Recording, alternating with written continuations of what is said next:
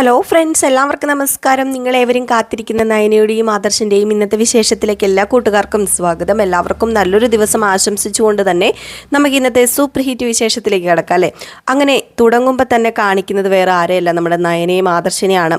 അങ്ങനെ നയന തൻ്റെ ആ ഒരു അവസ്ഥയൊക്കെ വിവരിക്കുകയാണ് കേട്ടോ. താൻ ഒരിക്കലും അറിഞ്ഞുകൊണ്ടല്ല, തൻ്റെ ചേച്ചി ഇതെല്ലാം എന്നോട് പറഞ്ഞിരുന്നു, ഞാൻ അറിഞ്ഞിരുന്നു.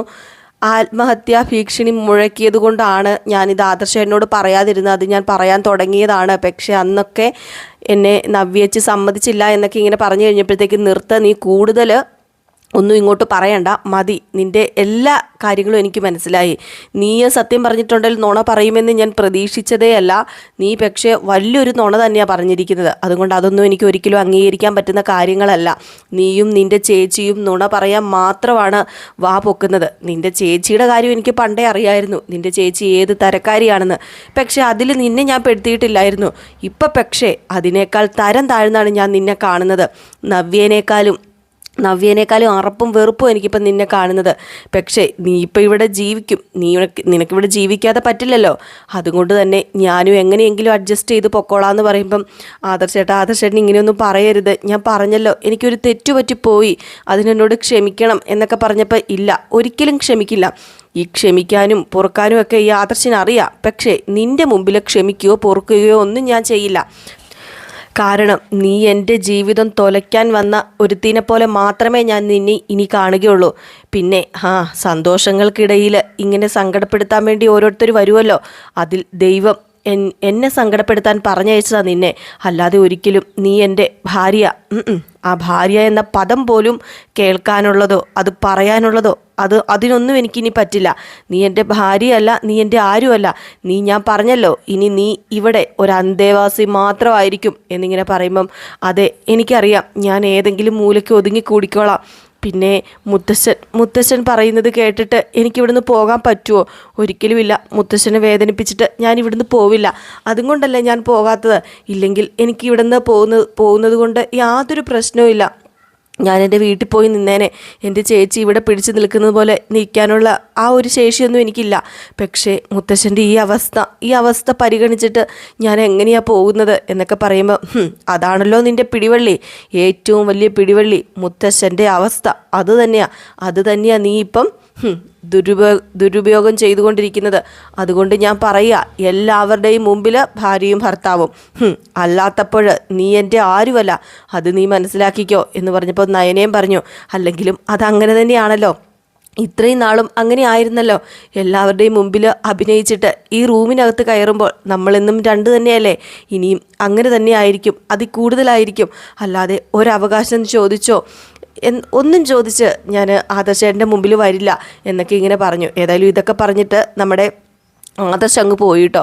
നയന വല്ലാത്തൊരവസ്ഥയിൽ തന്നെയാണ് ഇരിക്കുന്നത്. കാരണം നയനയ്ക്കറിയില്ല, നയന ചെയ്തത് വലിയൊരു തെറ്റാണെന്ന് നയനയ്ക്കറിയാം. അപ്പോൾ ആ ഒരു അവസ്ഥയിൽ നയന ഇരിക്കുന്നു. പിന്നെ കാണിക്കുന്ന സീനെന്ന് പറഞ്ഞാൽ നമ്മുടെ ജലജയും അഭിയുമാണ്. അങ്ങനെ അഭി പറഞ്ഞു, എന്തിനാ അമ്മയ്ക്കൊന്ന് സ്ട്രിക്റ്റായിട്ട് പറയത്തില്ലായിരുന്നോ? എങ്കിൽ അവൾ ഇവിടുന്ന് പോയേനേന്ന് പറയുമ്പം മിണ്ടിപ്പോകരുത്, നീ മിണ്ടരുത്, നീ ഒറ്റ ഒരുത്തൻ കാരണമാണ് ഇതൊക്കെ ഇവിടെ സംഭവിച്ചത്. അറിയാമോ, നിൻ്റെ കൂടെ ഇത്രയും നാൾ അവൾ കഴിഞ്ഞിട്ട് നിനക്ക് അവളുടെ കള്ളഗർഭം പൊക്കാൻ പറ്റിയില്ലെന്ന് പറഞ്ഞാൽ നീ എന്ത് കഴിവുകെട്ടവനാടാ.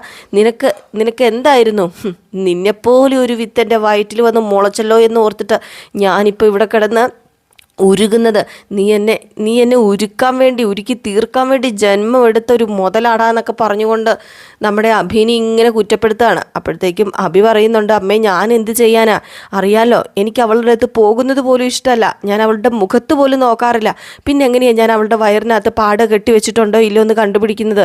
പറ്റിപ്പോയി അവളെ ഞാൻ വലിച്ച് കീറിയുണ്ടല്ലോ, ഞാൻ അവളെ വലിച്ച് കീറും എന്നൊക്കെ പറഞ്ഞപ്പം നീ വലിച്ച് കീറുന്നുണ്ടെങ്കിലേ ഇവിടെ ഇരുന്ന് വായും കൊണ്ടല്ല വലിച്ച് കീറേണ്ടത്, അവളെ ചെന്ന് വലിച്ചു കീറ്. അല്ലാതെ ഇവിടെ കിടന്ന് പ്രസംഗിച്ചിട്ടേ ഒരു കാര്യമില്ല. ഇനി 2 സഹിക്കേണ്ടി വരും. എന്നാലും നിൻ്റെ ഭാര്യ ഇത്രയ്ക്ക് വൃത്തികെട്ടവളായി പോയല്ലോ എന്നാണ് ഞാൻ ഓർക്കുന്നത്. അവൾക്ക് നാണോ മാനോ ഒന്നുമില്ല. അവൾക്ക് അത്രയും പ്രശ്നമൊക്കെ ഉണ്ടായിട്ടും അവളുടെ അനിയത്തി ഇവിടുന്ന് പോകാൻ തുടങ്ങി. എന്നിട്ട് അവൾക്ക് ഇവിടുന്ന് പോകാൻ പറ്റില്ല. അവൾ പറഞ്ഞത് എന്താ, ഞാനിവിടെ നിൽക്കുന്നു. എന്താടാ ഇത്, നിനക്ക് വേറെ ഒന്നിനെയും കിട്ടിയില്ല ഇങ്ങോട്ടേക്ക് കൊണ്ടുവരാൻ എന്നൊക്കെ ചോദിച്ചു. ഏതായാലും ഈ ദേഷ്യമൊക്കെ കൊണ്ടിട്ട് നമ്മുടെ അഭി നേരെ ചെല്ലുകയാണ്. നവ്യയുടെ അടുത്തേക്ക്. നവ്യയാണെങ്കിൽ ഫോണിലൊക്കെ കുത്തി വലിയ കാര്യമായിട്ട് ഫോണൊക്കെ ഇങ്ങനെ കളിച്ചുകൊണ്ടിരിക്കുകയാണ്. ഒരു കൂസലും ഇല്ല, അത് വേറെ കാര്യം.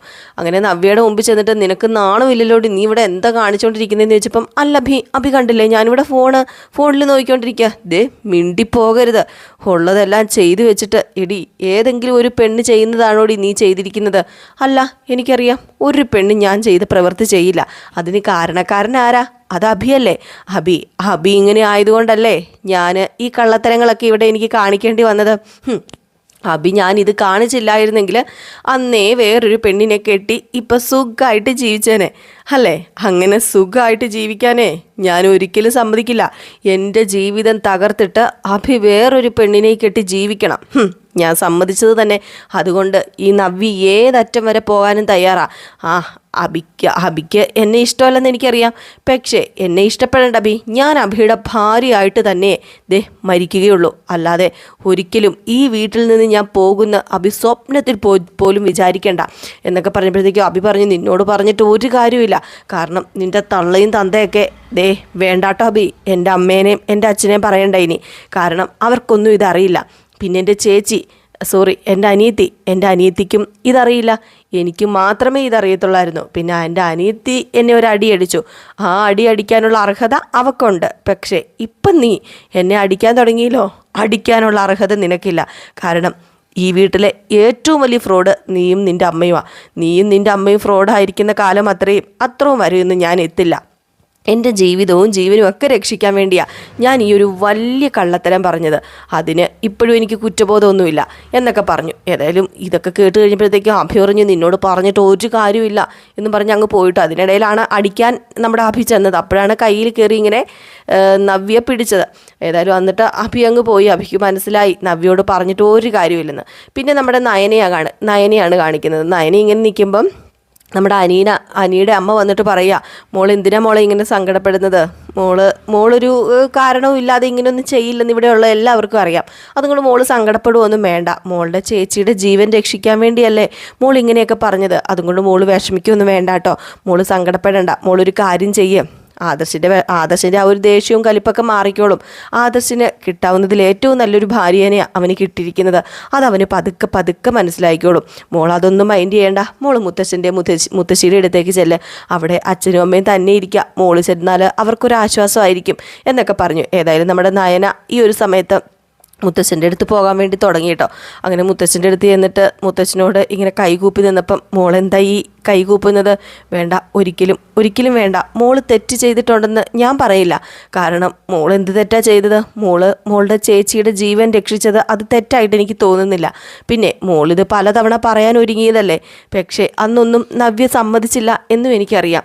പിന്നെ എനിക്ക് പറയാനുള്ളത് വേറൊന്നുമല്ല, നിങ്ങൾ ഒരുമിച്ച് സുഖമായിട്ട് ജീവിക്കുന്നതാ ഈ മുത്തശ്ശന് കാണേണ്ടത്. ഈ മുത്തശ്ശൻ്റെ കണ്ണടയുമ്പോൾ നിങ്ങൾ രണ്ടും ഒരുമിച്ച് സുഖമായിട്ട് ജീവിക്കുന്നത് എനിക്ക് കാണണം. അല്ലാതെ രണ്ടുപേരും രണ്ട് കരയ്ക്ക് നിൽക്കുന്നതല്ല എനിക്ക് കാണേണ്ടത് എന്നൊക്കെ പറഞ്ഞു. അങ്ങനെ നമ്മുടെ നയന ഇച്ചിരി കഞ്ഞിയൊക്കെ എടുത്തുകൊണ്ട് വന്നായിരുന്നു. ആ കഞ്ഞിയൊക്കെ മുത്തശ്ശന് കൊടുത്തു കഴിഞ്ഞപ്പോഴത്തേക്കും മുത്തശ്ശിക്കും കൂടി അത് മുത്തശ്ശനിങ്ങനെ കോരി കൊടുക്കുകയാണ് കേട്ടോ.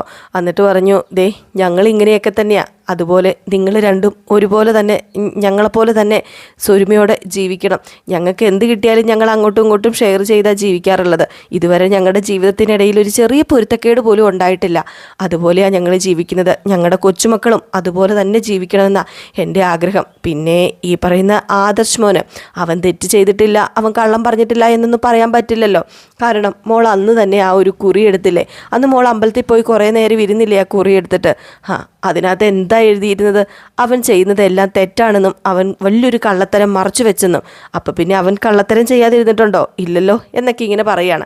അപ്പോഴത്തേക്കും പെട്ടെന്ന് ആദർശ് കയറി വന്ന ഉടനെ തന്നെ മുത്തച്ഛൻ പറഞ്ഞു, ആദർശ് മോനെ കുറിച്ച് ഞാൻ പറഞ്ഞുകൊണ്ടിരിക്കുകയായിരുന്നു.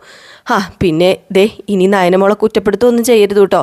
എനിക്ക് ഈ വീട്ടിലിപ്പം എൻ്റെ മക്കളെക്കാളും എൻ്റെ കൊച്ചുമക്കളെക്കാളൊക്കെ ഏറ്റവും ഇഷ്ടം ആരെയാണെന്നറിയാമോ? എൻ്റെ നയനമോളെ. അതുകൊണ്ട് തന്നെ ഒരിക്കലും നീ നയനമോളെ കൈവിടാൻ പാടില്ല. അവർക്കൊരു ചെറിയ തെറ്റുപറ്റാത്തവരായി ഈ ലോകത്ത് ആരെങ്കിലും ഉണ്ടോ? അതുപോലെ തന്നെ നീ കള്ളം പറഞ്ഞിട്ടില്ലെന്ന് മനസ്സിൽ തൊട്ട് നിനക്ക് പറയാൻ പറ്റുമോ എന്ന് ചോദിച്ചപ്പോഴത്തേക്കും, അത് മുത്തശ്ശ, ഞാൻ എന്ത് കള്ളമാണ് പറഞ്ഞിട്ടുള്ളത്? അതൊന്നും ഇപ്പോൾ ഇവിടെ പറയേണ്ട കാര്യമില്ല. മോന് ഒന്ന് ആലോചിച്ച് നോക്കിയിട്ട് മോൻ പറ, ചിന്തിക്ക്. മോന് ഒരു തെറ്റും ചെയ്തിട്ടില്ല, ഒരു കള്ളവും ചെയ്തിട്ടില്ല, ആരോടും കള്ളം പറഞ്ഞിട്ടില്ല.